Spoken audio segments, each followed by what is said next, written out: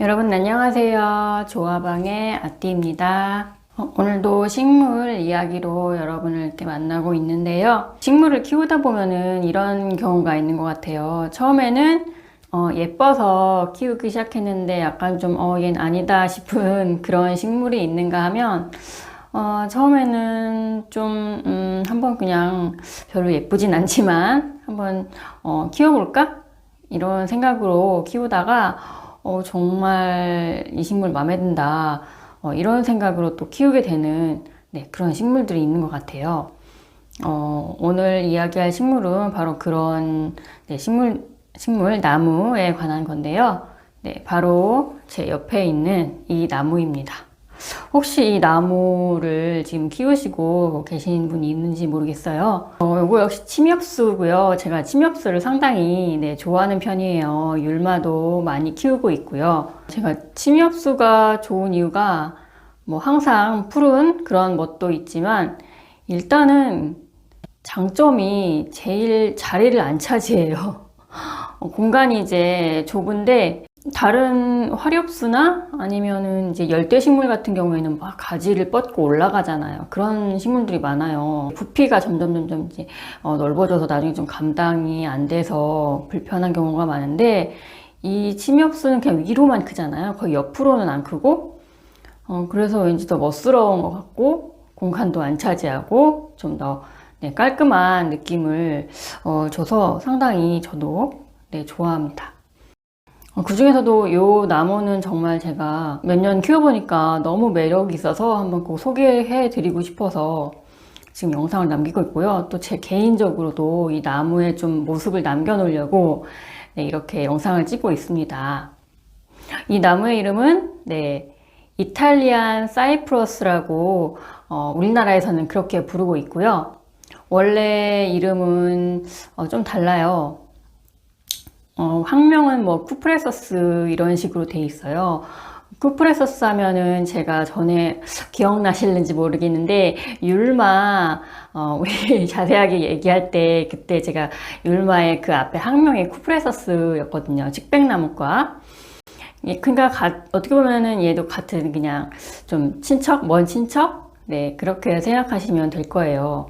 지금은 얘가 지금 그냥 어린 묘목 수준이죠. 진짜 큰 나무에 비하면 얘가 거의 뭐 20m 이상씩 크는 그런 큰 나무인데 좀 어디선가 많이 봤다 이런 생각이 드시는 분들도 계실 거예요. 저는 이 식물이 처음에 그 식물인지 몰랐는데 그 혹시 글래디에이터라는 영화 보신 분 계세요? 거기 보면은 그 막시무스 막시무스가 그 자기 고향으로 돌아갈 때 그 아들하고 부인하고 있던 그 집이 있거든요. 거기에 보면은 이렇게 엄청 큰 기다란 나무가 서 있는 그런 모습이 있어요. 그 나무가 이 나무라고 합니다. 이탈리안 사이프러스, 뭐 스페인 그쪽에도 많이 있고요. 지중해 쪽에 많이 있는 나무라고 해요. 또 어디서 많이 보셨을 것 같냐면 고흐 아시죠? 빈센트 반 고흐 유명한 인상파 화가죠. 그 화가의 그림에 엄청 많이 등장하는 나무가 바로 이 이탈리안 사이프러스라고 합니다. 제가 그림을 좀 가져와 봤어요. 집에 마침 그림이 있어서 그림은 많이 봤는데 제목이 기억이 안 나서 인터넷을 좀 찾아보니까 밀밭이 사이프러스가 있는 밀밭이라는 그런 그림이라고 합니다. 엄청나게 큰 검은색 그 나무가 요 옆에 있는 사이프러스, 이탈리안 사이프러스라는 나무입니다. 제가 원래 이 나무를 한 요 정도 크기였을 때부터 키우기 시작했거든요. 근데 지금 몇 년 사이에 엄청 많이 거의 2~3배가 커가지고 지금 여기가 꼭대기예요. 지금 화면 밖을 벗어났죠. 제가 오늘 세로로 찍은 이유가 바로 이 나무를 보여드리기 위해서 이렇게 찍고 있습니다. 이 나무를 처음에 집에 데려왔을 때 성장이 굉장히 느릴 줄 알았어요. 근데 웬걸 율마만큼 웬만한 율마보다도 더 빨리 자라는 거예요. 그래서 되게 키우는 맛도 있고 처음엔 모양이 좀 너무 어려서 좀 이렇게 예쁘진 않았지만 점점 키우다 보니까 얘 그 영화 속에 나오던 그 그림 속에 나오던 그 모습이 정말 될 수 있겠구나. 그리고 이 나무의 색깔이 지금 잘 나오는지 모르겠는데 약간 청록색을 띠고 있어요. 그래서 뭔가 더 분위기가 있는 그런 느낌의 나무입니다. 그래서 제가 또 인터넷을 또 열심히 뒤져봤죠. 이 나무가 보통 어디에 있나 보니까 보통 그 왜 포토존이라고 하잖아요. 외국 나가면 꼭 찍어야 할 그런 데가 그 이탈리아에 지금 잠깐 기억이 안 나는데 그 막시무스의 집이라고 집 앞에 그 이 나무 이 사이프러스가 있는 그 나무가 있는 그 길이 있대요. 거기서 사진을 진짜 많이 찍으시더라고요. 우리나라 그런 느낌이죠. 메타세콰이어 길 같은 그런 것처럼 제가 이 나무를 소개해드리는 이유가 꼭 이 나무가 예뻐서만이 아니라 또 키우기도 참 어렵지 않다는 거.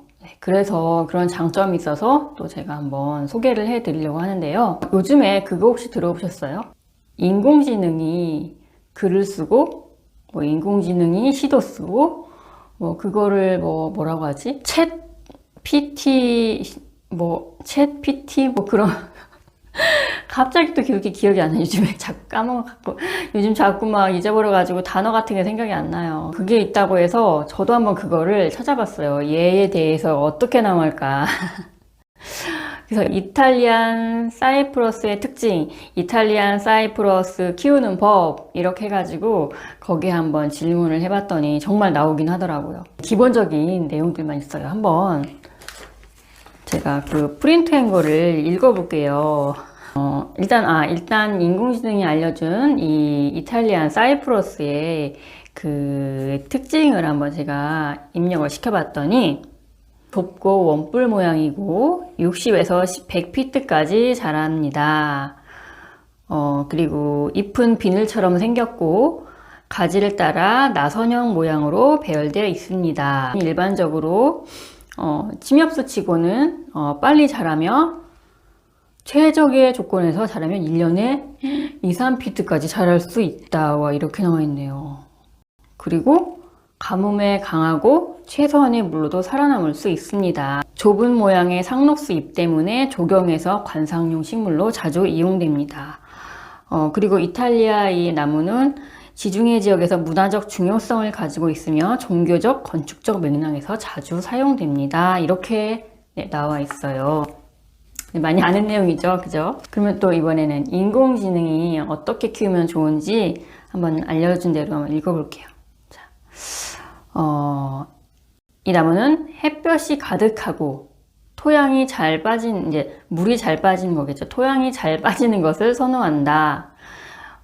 가뭄에 강하다라는 말을 했고 또 많은 물을 필요하지 않습니다. 하지만 장기간의 가뭄 동안 가끔 물을 주는 것으로부터 이익을 얻을 것이다. 그다음에 가지치기도 나오는데 원래 좁고 원뿔 모양을 가지고 있지만 원하는 모양을 유지하기 위해 때때로 가지치기 하는 것으로 이익을 얻을 수 있다. 자, 질병에 강하지만 진드기, 비늘곤충과 같은 해충에 취약하다. 기본적인 그런 내용들이 써 있더라고요. 뭐 자세하게는 안 나오는 것 같아요. 많은 데이터가 그렇게 인터넷에 이게 AI가 인터넷에 있는 많은 그런 내용들로 학습을 하잖아요. 근데 아직 그렇게 많은 내용들이 인터넷에 있는 것 같지는 않아요. 아마 우리나라에도 이 나무를 키우는 데가 그렇게 많지 않을 거라고 저는 생각을 하고 있거든요. 근데 이게 가정에서 키우기가 참 괜찮다라는 생각이 들었어요. 아까 말했듯이 자리를 많이 안 차지해요. 위로만 길게 좁게 자라가지고 그러면서도 뭔가 이국적인 느낌. 그래서 훨씬 열대 식물보다 저는 장점이 좀 많은 것 같기도 하고요. 그럼 이제부터 제가 그동안 어떻게 키웠고 또 어떻게 하면 잘 키울 수 있는지 한번 알려드려 보도록 할게요. 만약에 저보다 더 경험이 많으신 분들이 있다면 댓글로 꼭 알려주시기 바랍니다.